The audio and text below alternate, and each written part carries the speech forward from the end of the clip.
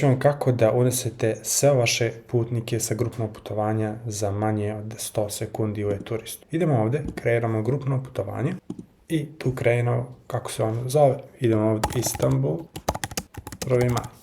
Ovdje staviti sebe, nakon toga ima početak, 0505, broj dana, stavit ćemo noćenje, idemo dalje, mjesto polaska, Beograd, nakon toga transporta, autobus, po idućemo naći Istanbul, to treba znači već da bude uneto u e-turistu kao program, nakon toga unesemo bruto i neto cenu, 159, to ćemo staviti ajde 129, nakon toga stavimo destinaciju, pošto je informacija potrebna za e-turistu, Istanbul, najde smještaj hotel 3 zvezdice, priva u hotelu je znači 2.05, idemo 25, idemo broj dana, staviti 4, noćenje u hotelu, vrstu usluge noćenja sa doručkom, ovdje možemo i ne moramo ukucati tipove soba.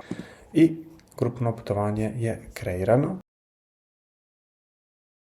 kontrolnoj tabli sa lijeve strane nađemo grupna putovanja i nađemo putovanje koje smo mi napravili. To je Istanbul, Istanbul, 1. maj.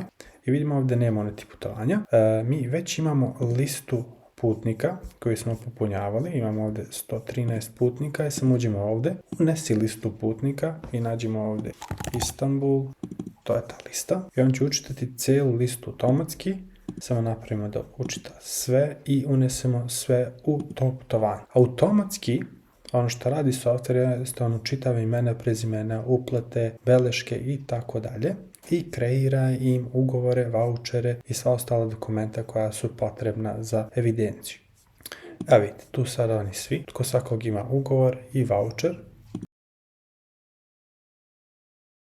Kliknemo ovdje, evidentirao je turistu, znači da bude grupni unos evidencije o e-turistu. Samo provjeriti da li su učitani svi podaci. I onda idemo sačuvati. Sačekat ćemo malo zbog veze sa e-turistom. Tako toga vi možete provjeriti da li je sve u redu sa vašim putnicima, doručkom, cene, ok, i svi podaci su uspješno kreirani. Za svakog od njih vi možete vidjeti da su e-turista ikonice zelene, što znači da su oni uspješno kreirani, a ukoliko želite da pošaljete svakoj grupi putnika garanciju, možete ovdje otvoriti garanciju putovanja, pregledati garanciju i ovdje doneti e-mail i poslati garanciju. To je to.